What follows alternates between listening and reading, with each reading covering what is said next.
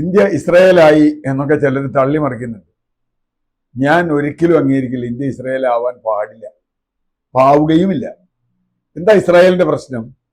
ഫലസ്തീൻ എന്ന് പറയുന്ന ഒരു രാജ്യത്ത് അവർ കയറുകയും ഫലസ്തീൻകാരെ ഒരു അഴുക്കാക്കുകയും ഫലസ്തീൻ മുഴുവൻ അവർ പിടിച്ചെടുക്കുകയും ചെയ്യുക എന്നതാണ് ഇസ്രായേലിന്റെ ലക്ഷ്യം.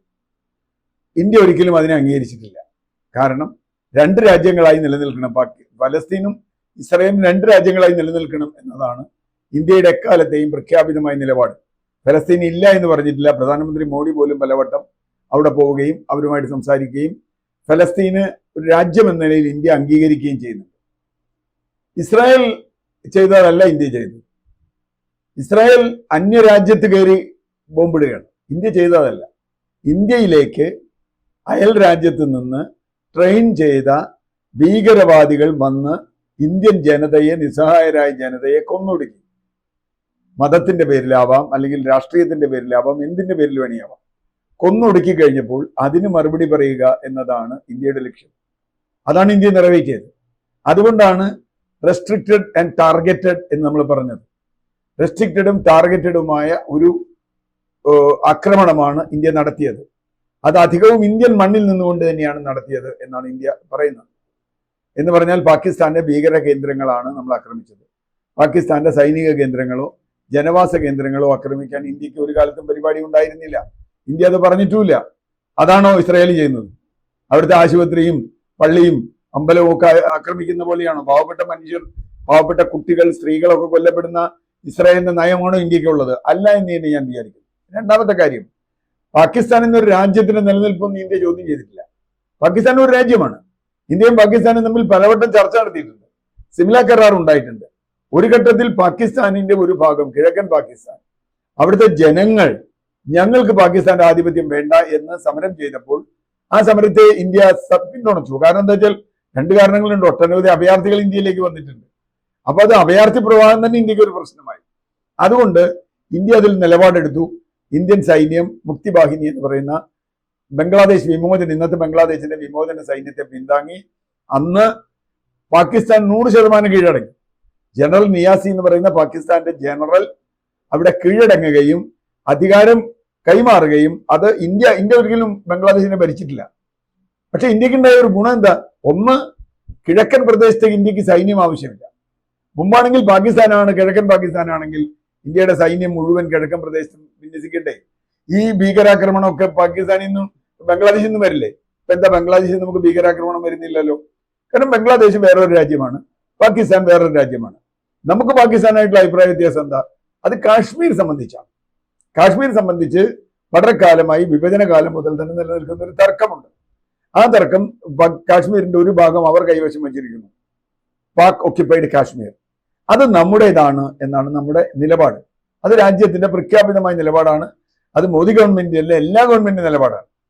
പാക് ഒക്യുപ്പൈഡ് കാശ്മീർ നമുക്ക്, എങ്കിൽ പോലും നമ്മൾ അവിടെയുള്ള ആളുകളെ മുഴുവൻ കൊന്ന് പാക് ഒക്യുപ്പൈഡ് കാശ്മീർ പിടിക്കാൻ ഉദ്ദേശിച്ചിട്ടില്ലല്ലോ.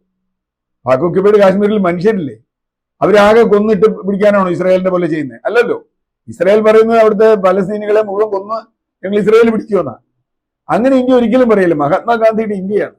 ഇന്ത്യ ഒരിക്കലും അങ്ങനെ പറയില്ല. കാരണം ജനങ്ങൾ, ഏത് രാജ്യത്തെയും ജനങ്ങൾ തന്നെയാണ്. അതുകൊണ്ട് പാകിസ്ഥാനികളെ മുഴുവൻ കൊന്ന് പാകിസ്ഥാൻ പിടിക്കുന്നു പറയുന്ന അങ്ങനെയുള്ളൊരു വാദം ഇന്ത്യക്കില്ല. അതുകൊണ്ട് ഇസ്രായേലിനും ഇന്ത്യയും തമ്മിൽ ഒരിക്കലും താരതമ്യം ചെയ്യാൻ പറ്റില്ല. മൂന്നാമത്തെ വിഷയം, ഭീകരവാദത്തിനെതിരായി ഇന്ത്യ നടത്തിയ നിലപാടുകൾ. കാരണം ഇന്ത്യ അത്രയും അനുഭവിച്ചിട്ടുണ്ട്, ഇസ്രായേൽ അത്രയൊന്നും അനുഭവിച്ചില്ല. ഇസ്രായേൽ ചെയ്ത ക്രൂരത കണക്കാക്കുമ്പോൾ ഇസ്രായേലിനെതിരെ വന്നിട്ടുള്ള ക്രൂരത വളരെ കുറവാണെന്ന് ഞാൻ വിചാരിക്കുള്ളൂ. ഹമാസ് ചെയ്യുന്നുണ്ട്. ഞാൻ ഹമാസിനെ പിന്തുണയ്ക്കുന്നില്ല, ഞാൻ ലഷ്കർ ഇ തോയ്ബയെ പിന്തുണയ്ക്കുന്നില്ല. ഒരു ഭീകരവാദിയെ പിന്തുണയ്ക്കാൻ പറ്റില്ല. കാരണം ഭീകരവാദം മനുഷ്യനെതിരെയായിട്ടുള്ള ഒരു സംഗതിയാണ്. അത് മതത്തിന്റെ പേരിലായാലും രാഷ്ട്രത്തിന്റെ പേരിലായാലും ദേശീയതയുടെ പേരിലായാലും ഹിറ്റ്ലർ ചെയ്താലും ഇസ്രായേൽ ചെയ്താലും നമുക്ക് അതിനെ അംഗീകരിക്കാൻ പറ്റില്ല. ഹിറ്റ്ലർ ചെയ്ത അതിദേശീയതാവാദത്തിന്റെ ഇരകളാണ് ജൂതന്മാർ എന്ന് ഓർക്കുക. ചരിത്രപർ മറന്നു പോരുത്. 50-60 കൊല്ലം 70 കൊല്ലമായിട്ടുള്ളൂ അത് നടന്നിട്ട്. എന്ന് പറഞ്ഞാൽ ജൂതന്മാർക്കെതിരെ അതിക്രൂരമായ ആക്രമണം നടത്തിയ ജർമ്മൻ ഹിറ്റ്ലർക്കെതിരെ ശക്തമായി നിലപാടെടുത്ത ആളുകളാണ്. ഇന്ത്യ ഹിറ്റ്ലറെ ഒരിക്കലും അതുകൊണ്ട് പിന്തുണച്ചില്ല. സുഭാഷ് ചന്ദ്രബോസിനെ പോലെ ചില ആളുകൾ ചെയ്യാൻ തയ്യാറായി. പക്ഷെ അത് രാഷ്ട്രീയം കൊണ്ടുള്ള ഇന്ത്യൻ രാഷ്ട്രീയവുമായി ബന്ധപ്പെട്ടാണ്. അത് തെറ്റു പറയാൻ പറ്റില്ല. പക്ഷേ ഫാസിസത്തിനെതിരെ ഇന്ത്യ ശക്തമായി നിലപാടെടുത്തിട്ടുണ്ട്. അതുകൊണ്ടൊരു ഫാസിസ്റ്റ് ഭരണകൂടം ഇന്ത്യയിൽ ഉണ്ടാവാൻ പാടില്ല, ഉണ്ടാവില്ല. മറിച്ച് ഇന്ത്യ ഒരു ജനാധിപത്യ രാജ്യമാണ്. പക്ഷെ പാകിസ്ഥാനെ സംബന്ധിച്ചിടത്തോളം അവരുടെ നാട്ടിൽ ഒരു ജനാധിപത്യമുണ്ട് എന്ന് ഉറപ്പിച്ച് പറയാൻ പറ്റില്ല. അവിടെ ആരാണ് ഭരിക്കുന്നതെന്ന് ചോദിച്ചാൽ പേരിനൊരു പ്രധാനമന്ത്രി ഉണ്ടെങ്കിലും അദ്ദേഹമാണോ ഭരിക്കുന്നതെന്ന് ചോദിച്ചാൽ പറയാൻ പറ്റില്ല. അവിടുത്തെ സൈന്യത്തിന്റെ ഇടയിൽ, അവിടുത്തെ ഭരണകൂടത്തിനിടയിൽ ഒക്കെ തീവ്രവാദികൾക്ക് കൃത്യമായ സ്ഥാനമുണ്ട്. ആ സ്ഥാനം വെച്ചുകൊണ്ട് ഇസ്രായേലിനെ പോലെ ആണ് ഇന്ത്യ എന്ന് പറയുന്നത് ഇന്ത്യ രാജ്യത്തെ അപമാനിക്കലാണ്. നമ്മളത് പറയാതിരിക്കാൻ പറ്റില്ല. ഇന്ത്യ സഹവർത്തിത്വത്തിന്റെ സംസ്കാരമാണ് എന്നും പുലർത്തിയിട്ടുള്ളത്. നമ്മൾ സിനിമയിൽ കാണുന്ന മാതിരി വില്ലന്മാരെ മുഴുവൻ ഇടിച്ചു നിരത്തി ആ രീതിയൊന്നുമല്ല. അതൊന്നും ഇന്നത്തെ കാര്യത്തിൽ നടക്കില്ല. ഇപ്പൊ എത്ര കാലമായി റഷ്യ ഉക്രൈനെ പിടിക്കാൻ നടക്കുന്നു, ഇപ്പോഴും വല്ലതും നടന്നു?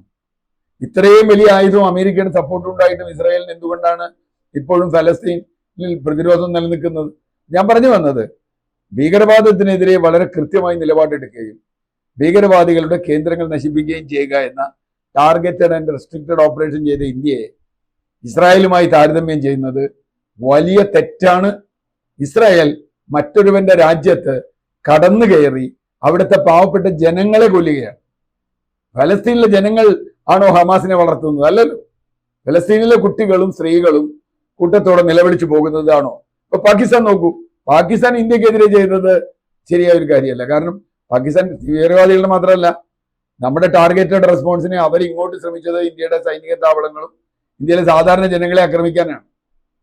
അത് ഡ്രോണൊക്കെ ഉപയോഗിച്ച്, നൂറുകണക്കിന് ഡ്രോണുകൾ ഉപയോഗിച്ചു എന്ന് പറയുന്നത് നമുക്ക് അതിന്റെ കണക്ക് കൃത്യമല്ല.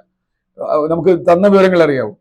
പാവപ്പെട്ട ജനങ്ങളുടെ മേൽ ഡ്രോൺ വർഷിക്കാനൊക്കെയാണ് ശ്രമിച്ചത്, ഈ ആയുധം വർഷിക്കാനാണ്. അതല്ല ഇന്ത്യയുടെ നിലപാട്.